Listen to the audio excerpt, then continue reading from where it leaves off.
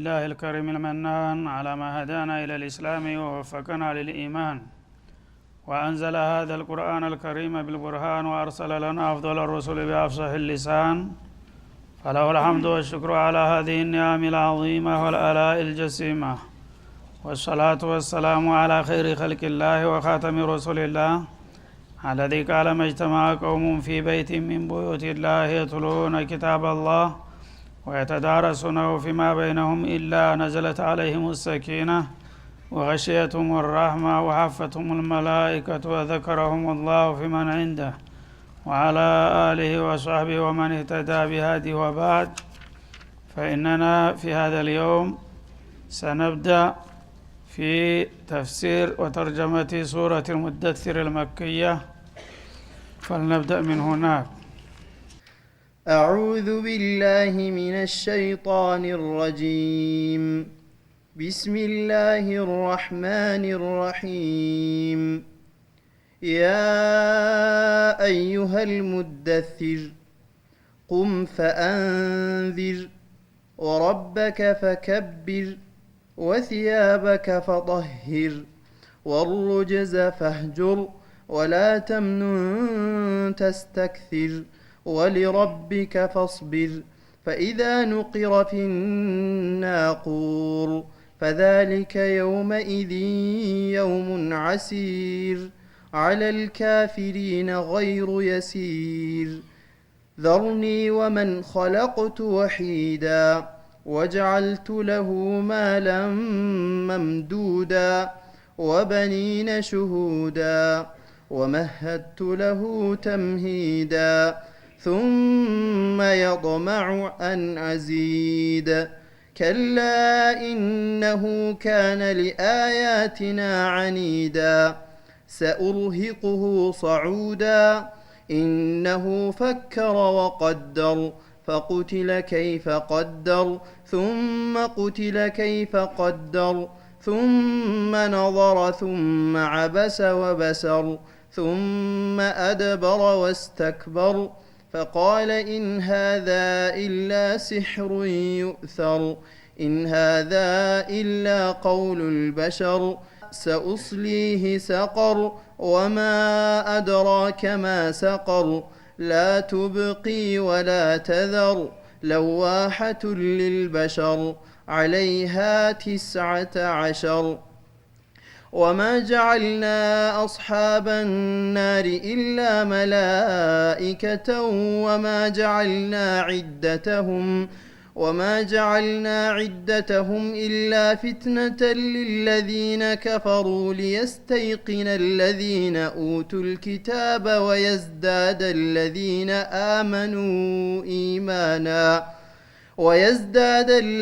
آمنوا إيمانا ولا يرتاب الذين أوتوا الكتاب والمؤمنون وليقول الذين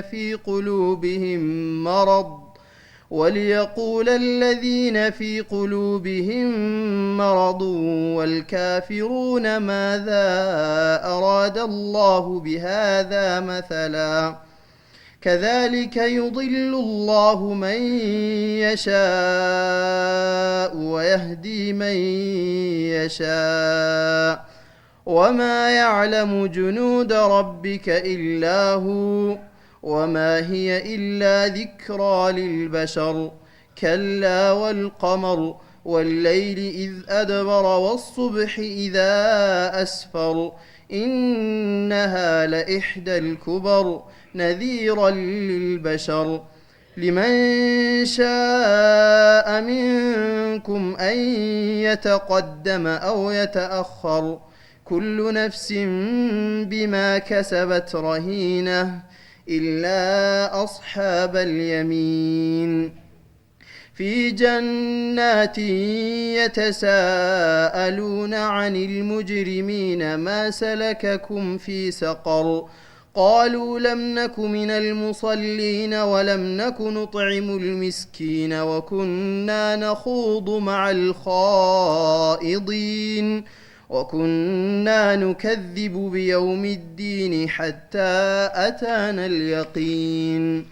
فما تنفعهم شفاعة الشافعين فما لهم عن التذكرة معرضين كأنهم حمر مستنفرة فرت من قسورة كأنهم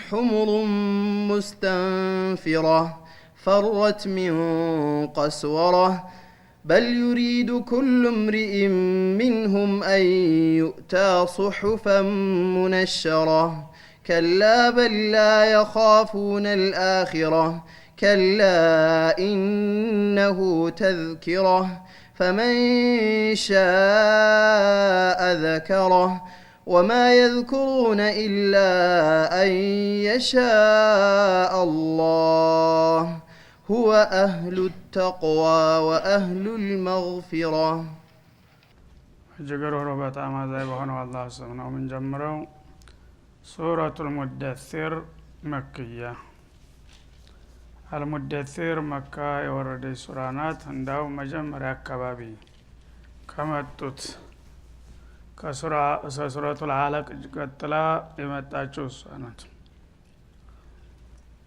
نا ዋናው ትኩረቷ ያው በነብዩ እና በስራ እንቅስቃሴያቸው ዙሪያ ላይ ነው። ነብዩ አለይሂ ሰላቱ ወሰላም በመካ ከተማ በጌታቸው ፍቃድ ተመርጠው ስራቸውን ሲጀምሩ የነበሩበትን ተጨባጭ ሁኔታ በመዳሰስ በዛ ጊዜ ምን እንዳጋጠማቸውና ስሜታቸው ምን እንደነበረ ጥላቶቻቸውን በምን መልክ ያዋቸው እንደነበረ ታስዳስሰናለች።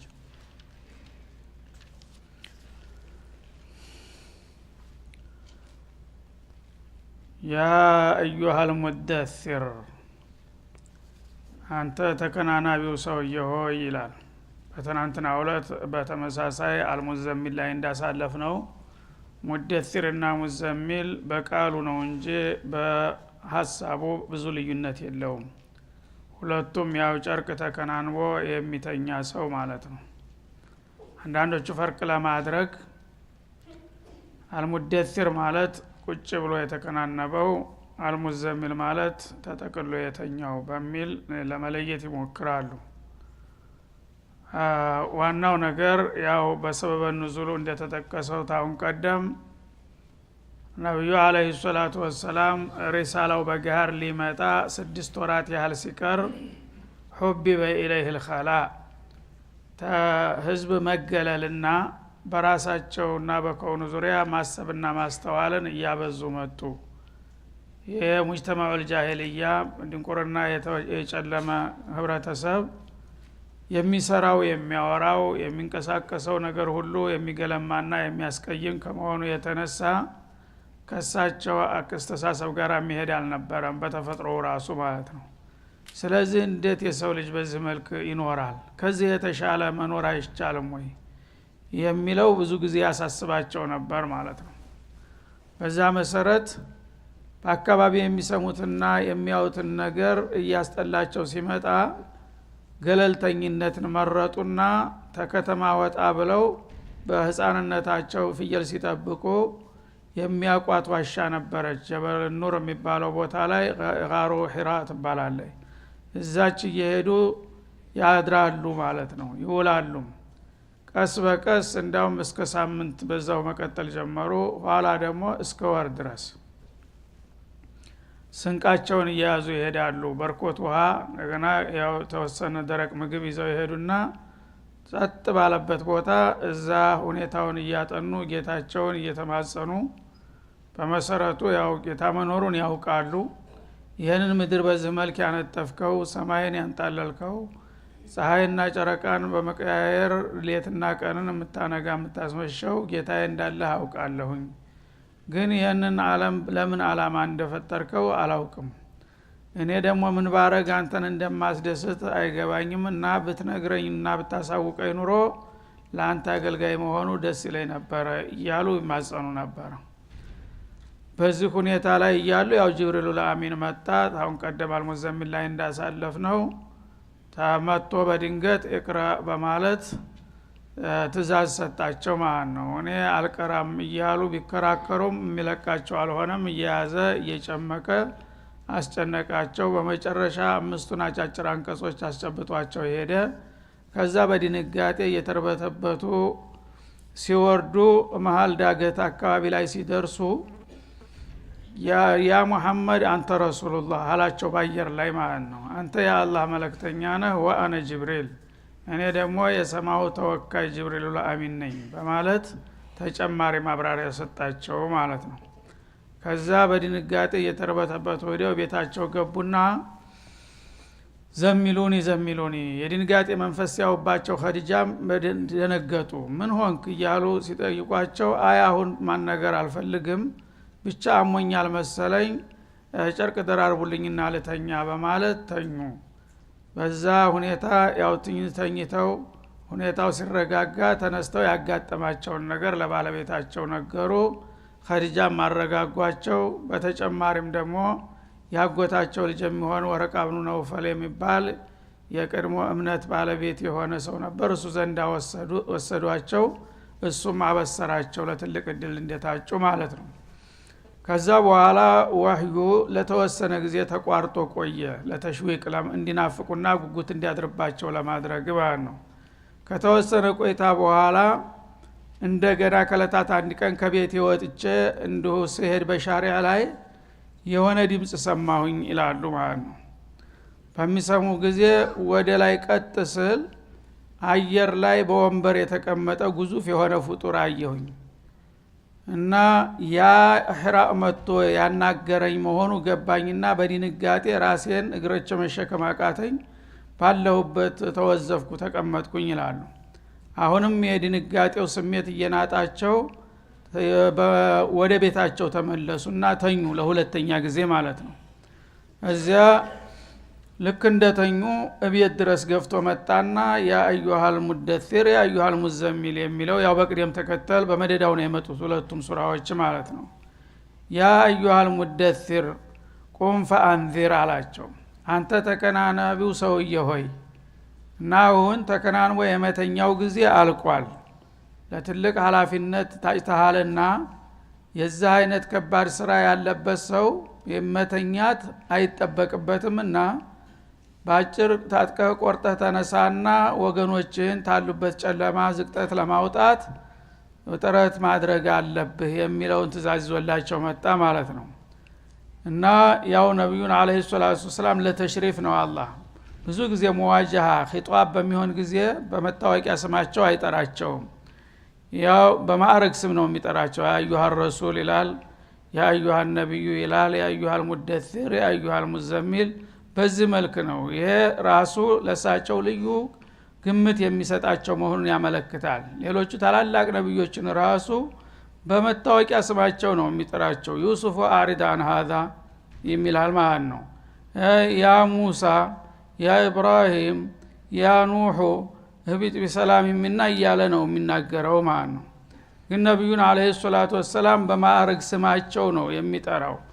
ለዚህም ተከታዮቻቸው በነጠላ ስማቸው እንዳይጠሯቸው አስጠንቅቋል። ላ ተጃሉ ዱዓ الرسول كدعاء بعضكم بعضا መልእክተኛን ስትጠሩስ በርሳቸው እንደምትጠራሩ በነጠላ ስም ያ መሐመድ ብላችሁ መጥራት የለባችሁም። ይሄንን አክብሮት እኔ ራሴ እጀምራለሁ ብሎ በማዕረግ ስም ነው የሚጠራቸው። እና በዛ ሁኔታ ደንግጠው በነበሩበት ጊዜ ደግሞ ለማዝናናት ስሜታቸው እንዲፍታታ ለማድረግ በመጫወታ መልክ ማለት ነው። የምትወደው ሰው እንግዲህ በምትወደው ቃል ነው የሚያነጋግርህ። ያ ባለህበት ሁኔታ በምታናገር ጊዜ ስሜቱ ይፈታል። አንድ ሰው መቀራረብ ይከሰታል። ያ አዩሃል ሙደሲር አንተ ተከናናቢው ሰውዬ ሆይ አላቸው። በዛ ሰዓት ተከናንበው እንደተኙ ስላወቀ ይህንኑ የጉዳይ የሚመለከት መልእክት ነው የላከላቸው ማለት ነው። እና ቁም ፈአንዚር አሁን ታለህበት ተነስና ወገኖችን አስጠንቅቅ። ያው በሽርክ ላይ በኩፍር ላይ በጃሂልያ ህይወት የተጨማለቁ ህዝቦች ከዚህ የሚወጡበትን አቅጣጫ መጣርና መስራት አለብህ እንጂ ካሁን በኋላ እንደማንኛውም ቦዘኔ ተከናንቦ መተኛት አይጠበቅም ካንተ ማለቱ ነው። ወረበከ ፈከብር ጌታህን አክብረው። ማለት አላህ Subhanahu Wa Ta'ala ከሁሉም በላይ የላቀ ጌታ ነው አንድ ማምሳያ ወደር የሌለው እያልክ የጌታህን ማንነት አሳውቅና አንጸባርቅ ሰዎች ጌታቸውን በመርሳታቸውና የሱን ክብር በመዘንጋታቸው ነውና ለተለያዩ ለማይሰሙ ለማይለሙ ፋይዳ ቢስ አማልክቶች ሰለባ የሆኑት የጌታን ኃያልነት ብታሳውቃቸው ወደ ጌታቸው ሊመለሱ ይችላሉ ስለዚህ ጌታህን ያከበርክና ያወደስክ ሰዎች ወደ ጌታቸው እንዲመለሱና እንዲተዋወቁ አድርጋቸው ተባሉ ማለት ነው እና እንግዲህ ማቀደሩላህ ሐቀ ቀድሪህ እንዳለው በሌላው ቦታ ሰዎች ሁሉ ጊዜ ስለ አላህ ግንዛቤያቸው ባደገ ቁጥር አላህን የሚመስልና የሚወዳደር ምንም ነገር የለምና እሱን ተገቢ ክብሩን ይሰጡታል መብቱን ያከብሩ ይጠብቁለታል እሱን በረሱና በዘነጉ ቁጥር ግን ጭራሽ እንደሌለ ይሰማቸዋል ወይም ደግሞ ቢያንስ በጣም የዘቀጠ አመለካከት ይኖራቸውና እንደ ተራ ፍጡር ያውታል ግን ጌታ በምንም የሚለካ የሚደካ የሚመሳሰል አይደለም ከሁሉ በላይ የላቀና የከበረ ኃያል የሁሉም ፈጣሪና ባለቤት ነው ብለህ ብትነግራቸው ያለው ግንዛቤያቸው ሊያድግላቸውና ከኔ ጋራ ሊተዋወቁ ይችላሉ ይላቸዋል ማለት ነው ወثيابك فطهر እንደገና ልብሶችን አጽዳ አላቸው ማለት ነው ልብሶችን አጽዳ የሚለው የተለያዩ የትርጉሞች ተሰጥተዋል በሰለፎች አንደኛ ያው ቃሉ እንደሚያመለክተው ثياب ማለት የተውብ ጀምዕ ነው አንድ ጨርቅ ከሆነ ተውብ ይባላል ብዙ ከሆኑ ثياب ይባላሉ ማለት ነው እና ጨርቆችን ልብሶችን አጽዳ ማለት ምን ማለት ነው አንተ በመድረክ ላይ በምትቆምበት ጊዜ ሰዎችን ለማስተማርና ለማንቃት አንተ ሸክልህ ራሱ ተሌሎቹ በተሻለ ሁኔታ መቅረብ አለብህ ቢያንስ ከሌሎቹ በታች መሆን አይጠበቅም ማለት ነው እና አለባበሱ ጽዳቱ የተጓደለ ከሆነ አንድ ሰው ጎፋፋ ጎስቋላ ከሆነ ተቀባይነት አያገኝም ማለት ነው ሲያዩት ደስ ያላለ ሲበዩት ያቀራል እንደሚባለው አቀራረቡ ለፍስፍስ ከሆነ አንድ ሰው ሰውን ትኩረትን ሊስብ አይችልም ማለት ነው ስለዚህ መጀመሪያ ገጽታህን ነው የሚያየው ውስጥህን አያውቅም ሰው ገይብ አያውቅም ተላይ ግን በጣም የጥሩ ሁኔታ አቋምህን የጠበቅ ከሆነ ሰው ያን ነገር የሚሻል ነገር ማየት ይፈልጋል በዛ መልክ ተቀባይነት በር ይከፍታል ማለት ነው ራሱ ጎልቋላ ከሆነ ግን ልብሱን አስተካክሎ ማይለብስ ደግሞ ይሄ እሱ ብሎ አስተማሪ ይልና ከውስጥ ያለውን አይጠብቅም ወዳውኑ ተዘወር ይላል ማለት ነው ስለዚህ ይሄ ራሱ መዝሃር መጠበቅ መክበር ወሳኙ ነው በአላህ ዘንዳ ትልቁ ውስጡ ጥሩ መሆን ነው ግን ዛሂርም ቢሆን ቢሻው አይባልም ይላል አላህ Subhanahu Wa Ta'ala ገጽታህን እና እንትንህም መጠበቅ ያስፈልጋል ልብስህን ምንከን የሌለው ንጹህ ከሆነ ግድ አዲስ ልብስ ልበስ ማለት አይደለም አሮጌዋንም በስርዓቱ አክብረህ አጥበህ አሳምረህ ተለበስካት እንደ አዲስ ትቆጠራለች የዛ ጊዜ ደግሞ ሰዎች በአክብሮት አይን ያውሃል ግምት ይሰጡሃል ማለት ነው ስለዚህ አንነዛፈቱ ሚን الإيمان እንደሚባለው ንጽህና በእስላም ትልቅ ቦታ አለው ገና በመባቻው ገና በመነሻው ይሄ ነገር ተራ ነገር ነበር ግን አላህ ልዩ ትኩረት ሰጠው በተለይ ሰው ፊት የሚቀርብ ሰው መዝሃሩ የተሻለ መሆን አለበት ይላል ማለት ነው አንድ ነው ሌላው አንዳንዶቹ አሽሙራው ያነጋገር ነው ብለው የሚተረጉሙ አሉ ثيابك ማለት اخلاقك فطهر ጸባይህን አስውብ ለማለት ፈስረውታል ማለት ነው የሰው ልጅ የሸጋ ጸባይ ካለው ከሰው ጋር መቀራረብና መግባባት ይችላል የገረጭራጫ ከሆነ ግን ከሰዎች ጋር ሊሄድ አይችልም ማለት ነው ስለዚህ ጸባይህን ለዘብ አድርገህ ትግስት ተላብሰህ አርቆ አሳቢ ሆነህ ቅረባቸው የዛ ጊዜ የሰው ልጆች ያንተ ጋር ለመግባባት ይችላሉ የሚል አለ አንዳንዶቹ ደግሞ አዕማለከ ፈአኽሊስ ለማለትም ፈስረውታል ስራህን ያው ንጹህ አድርገው ለአላህ ፍጹም አድርገው ለሪያ ለሱምዓ ሳይሆን ጌታ ስላዘዘ የጌታን ትእዛዝ ለማክበር ብለህ በእኽላስ የኔን ሪዷ ፈልገህ ስራ ለማለት ነው የሚልም አለ ሁሉም ቢሟላ የተሻለ ይሆናል ማለት ነው እና አንዱ ለአንዱ መተኪያ ሳይሆን ሁሉም ያሟላ ዛሂሩም ባጢኑም ንጹህና የተሟላ እንከን የሌለው በሆነ ቁጥር በሰውም ዘንዳ ተቀባይነት ይኖረዋል ለተልኮም ደግሞ አስተዋጽኦ ይኖረዋል ለመሳካት ማለት ነው ወሩጁዘ ፈህጁር ሌላው ሩጅዝ ማለት ያው ሶነም ማለት ነው ወይም አውታን ጣዖት አምልኮ ከኔ ሌላ ያለ ነገር አማልክት የሚሰጣቸው አምልኮ የሚሰጣቸው ነገሮች ሁሉ ራቃቸው አንቀረትፋቸው ይላል ማለት ምንድነው እንግዲህ ሪሳላ የሚመጣው ኡሉህያን ለጌታ ለባለቤቱ ብቻ ለማስከበር ነው ተጥንት ጀምሮ ነብዮችን የሚልከው ኩቱቦችን የሚያወርደው ፍጡሮች ጌታቸው ጋራ በመራራቃቸው የራሳቸው የሆኑ የተለያዩ የውሸት አማልክቶች መፍጠር ይጀምራሉ ያኔ ተሳስታችኋል የተፈጠራችሁት በአላህ ነው ስለዚህ አምልኮቱን ለአላህ ብቻ ነው መስጠት ያለባችሁ የሚለው ቁም ነገር ነው ዋናው የተልኮው እምብርቱ ማለት ነው ስለዚህ በዚህ መልክ ቅድመ ዝግጅትህን ታሟላህ በኋላ ዋናው ተልኮህና ነጥቡ ተጌታ ሌላ ያለ ነገር አምልኮ አይገባውም ጣዖታት ራሱ አስፈላጊ አይደሉም ብለህ አውግዛቸውና ኮንናቸው ማንንም ምንንም ሳትፈራ ከአላህ ሌላ ያለ የሚመለከው ሁሉ ህገ ወጥ ነው እኔም ርቄዋለሁ እናንተም ራቁት ብለህ ራስክን ምሳሌ አድርገህ በቃል ብቻ ሳይሆን በተግባርም ተጣዖት አምልኮትና ተአካባቢው ራቅ ይላቸዋል ማለት ነው እና ይሄ ባሉበት እንዲበረቱና እንዲጠነክሩ እንጂ በመሰረቱም በተፈጥሯቸው የጣዖት አምልኮትን ተሳትፎ ያቁም ከልጅነት እስከ ዕውቀት ማለት ነው እንግዲህ የሚወጣ ጥጃ ተማሰሪያው እንደሚባለው መጀመሪያውኑ በተፈጥሯቸው ራሱ አይዋጥላቸውም ሙጅተማዑ በዚህ የተለወሰ የተበከለ ነው ከመሆኑም ጋራ እንግዲህ አሳዳጊያቸው እና አቡ ጧሊብ አጎቶቻቸው አክስቶቻቸው ሁሉም የሚያውቁት ዘመድ ወዳጅ ሁሉ ጎረቤቱ ጣዖት አምልኮት የተቀን በዛ የሚሳተፍ ነው እሳቸው ግን እዛ አካባቢ በሚደርሱ ጊዜ ዝም ብለው ራቅ ብለው ነው የሚቀመጡት እንጂ አንድ ቀንም ተሳትፈው አያውቁም ግን አሁን ተራሳ አልፈህ ሌሎቹንም ለማንቃት እነዚህ ነገሮች እኮ እንደዚህ ታረጋላችሁ እንጂ ምንም የሚፈይዱ አይደለም እያልክ መንቀፍ አለብህ ሰውን ተሳኡል እንዲያረግ በዚህ ዙሪያ እንዲያስብና ሙራጃ እንዲያደርግ ማጥላላት አለብህ ማለት ነው እስከዛሬ ለግላቸው ለራሳቸው ነበር የሚቆጠቡት አሁን ግን ይሄ ነገር አያስፈልግም የሚል ትችት በሚሰነዝሩ ጊዜ መራቃቸውን ከነሱ ተቃዋሚ መሆናቸው ግልጽ ሆነ ማለት ነው እና ጣዖቶችን ራቃቸው ይላቸዋል ማለት ነው ወላ ተምኑን ተስተክሲር እና ስጦታ በምትሰጥ ጊዜ ደግሞ የተወሰነ ነገር አበርክተህ ደረብረብ ያለ ስጦታ ለማግኘት አትሞክር ይህም በሰዎች ዘንዳ ክብርን ያሳጣልና ይላል ማለት ነው ማለት ምንድነው ገጸ በረከት የሚባለው ነገር አንድ ደካማ የሆነ ሰው ወይም የተለያየ ችግር ያጋጠመው ሰው ከባለጸጋዎችና ከባለስልጣናት የተወሰነ እርዳታ ለማግኘት ሲፈልግ የተወሰነች ነገር ደስ የምትል ትንሽ ሀዲያ ያዘጋጃል ያችን ሀዲያ ወስዶ ለክብረው ብሎ ይሰጣል ለዛ እርዳታ ለሚፈልግበት ሰው ማለት ነው ያ በአዳ የታወቀ ነው የዛ አይነት አክብሮት የተሰጠው ሰው የግድ ዳጎስ ያለ ነገር መስጠት አለበት ያ ካልሆነ ይነወራል ማለት ነው አንተና አክብሮ መጥቶ እንዴት ይሄን ተሰጠዋለህ ይባላል ጭራሹንም ቢማለት አይቻልም በግድ እንግዲህ ያው ለስምህ ስትል ያለ ፍላጎቱ ሰውን ተመነጥፈዋለህ ማለት ነው ተወሰነች ነገር የ50 ሪያል ዕቃ ዘጋይተህ